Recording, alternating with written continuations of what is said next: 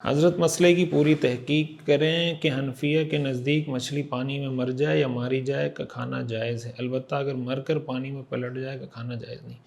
جی یہ سمک طافی کے حوالے سے شاید میں نے ایک کلپ ریکارڈ کروایا تھا، مجھے ابھی وہ کلپ تو یاد نہیں ہے کہ یہ کس کلپ کے اوپر یہ کمنٹ آیا ہے، لیکن یہ بات آپ کی ٹھیک ہے، اس کی وضاحت ضروری ہے، اور آپ نے جو توجہ دلائی آپ کا بہت شکریہ، اس پر جزاک اللہ۔ حنفیہ کے نزدیک مچھلی اگر کوئی آدمی شکار کر لیتا ہے وہ مچھلی تو حلال ہے، ظاہر سی بات ہے۔ دوسرا، اگر کوئی مچھلی مر جاتی ہے کسی ایسے سبب کی وجہ سے جو ظاہر پتہ چل رہا ہے کہ کس وجہ سے، مثلا سردی کی وجہ سے مر گئی، گرمی کی وجہ سے مر گئی، بھوک کی وجہ سے، کوئی ایسی چیز جس کا سبب معلوم ہے کہ بھائی اس وجہ سے مچھلی مری ہے، یا بعض اوقات جیسے پانی سے مچھلی کو شفٹ کیا جا رہا ہے، منتقل کیا جا رہا ہے کسی ٹینک میں، اور وہ جگہ تنگ ہونے کی وجہ سے یا کسی ایسی وجہ سے وہ مچھلی مر کے پانی میں چلی جاتی ہے، تو ایسی مچھلی بھی کھانا حلال ہے۔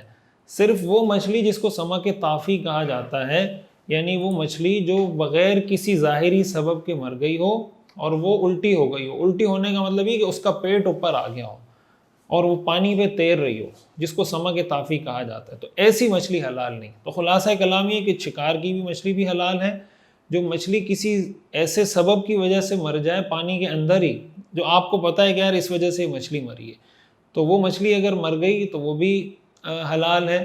لیکن اگر کوئی مچھلی ایون کہ اگر وہ اوپر تیر رہی ہو پھر بھی وہ حلال ہو جائے گی اگر آپ کو اس کا سبب معلوم ہے۔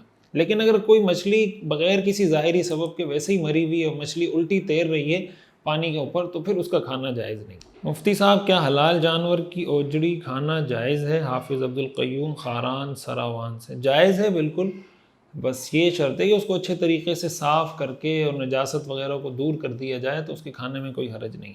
باقی کسی کو طبعاً وہ اچھی نہ لگتی ہو، وہ طبعاً اس کو نہ پسند ہو، تو کھانا کوئی فرض واجب یا لازم نہیں ہے، جائز ہے۔ یعنی کوئی کھانا چاہے تو ہم یہ نہیں کہیں گے کہ وہ ناجائز یا حرام چیز کھا رہا ہے، جائز چیز ہے۔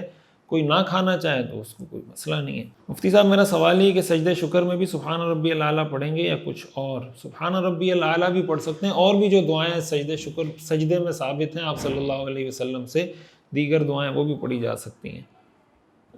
مفتی صاحب، مکروہات کی وضاحت کیجیے جزاک اللہ۔ اسی ضمن میں سوال ہے کہ گائے کی آنت تحریمی ہے یا تنزیہی؟ کچھ علاقوں میں گائے کی آنت میں قیمہ گوشت بھر کے اسے سکھانے کے بعد آنت کے ساتھ اور آنت ہٹا کر کھایا جاتا ہے، نیز مارکیٹ میں ہاٹ ڈاگ کے نام سے بھی یہ دستیاب ہے۔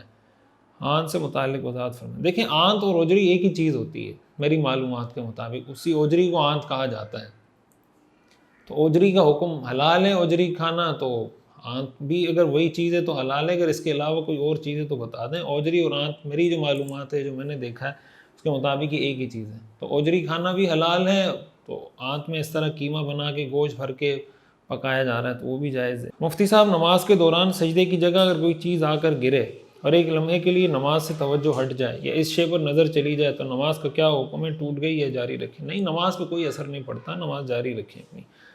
مفتی صاحب، سورہ یاسین نماز میں پڑھنے کا کیا طریقہ ہے؟ اگر ہر رکعت میں ایک رکوع پڑھیں تو کیا ہر رکعت میں سورت سے پہلے بسم اللہ پڑھنا ہوگی یا صرف پہلی رکعت میں؟ نیز اگر 2 رکعت کی نماز ہے تو اس میں کیا طریقہ کار ہے بڑی صورتوں کے پڑھنے کا؟ وضاحت فرما دیں۔ دیکھیں، سورہ یاسین نماز میں پڑھ رہے ہیں تو جب سورہ یاسین آپ شروع کر رہے ہیں اس وقت تو آپ بسم اللہ پڑھیں گے، لیکن اب آپ جب دوسری رکعت کے لیے کھڑے ہوئے سورہ فاتحہ پڑھی تو اس کے بعد جب آپ پڑھ رہے ہیں ظاہر ہے سورہ یاسین شروع سے تو نہیں پڑھیں گے، جہاں سے آپ نے ختم کی تھی وہاں سے آگے کنٹینیو کریں گے، تو وہاں بسم اللہ آپ نہیں پڑھیں گے۔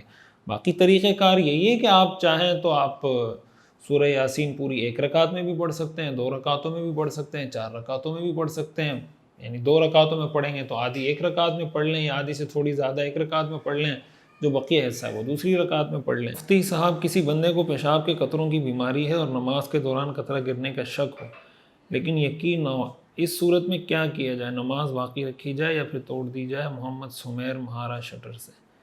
دیکھیں، اگر بیماری ہے اور نماز کے دوران قطرہ گرنے کا شک ہے، شک سے کچھ نہیں ہوتا، شک کی بنیاد پہ اپنی نماز توڑنا اور نماز کے اندر وسوسے اور شک میں مبتلا ہونا یہ ٹھیک نہیں ہے۔ آپ کو اگر یقین ہے کہ قطرے گرے ہیں تو پھر تو آپ نماز توڑ دیں اگر آپ معذور نہیں ہیں، اگر معذور ہیں تو پھر تو آپ نماز کو کنٹینیو کر سکتے ہیں۔ معذور ہونے کا مطلب یہ ہے کہ نماز کا وقت شروع ہو اور ختم ہو جائے اور اس دوران اس کو اتنا وقت بھی نہ ملے کہ وہ فرض نماز ادا کر سکے بغیر اس بیماری کے، اس کو معذور کہا جاتا ہے۔ تو اس کا حکم یہی ہے کہ وہ اسی معذوری کی حالت میں نماز پڑھے گا، لیکن جب اگلی نماز کا وقت داخل ہوگا، یہ نماز کا وقت جب نکلے گا تو پھر اس کو دوبارہ وضو کرنا پڑے گا۔ اس پہ کافی کلپ پہلے بھی موجود ہیں، اگر آپ اس کی تفصیل دیکھنا چاہتے ہیں تو سرچ کر لیں معذور کی نماز کا حکم، آپ کو اس میں بہت سارے کلپ مل جائیں گے۔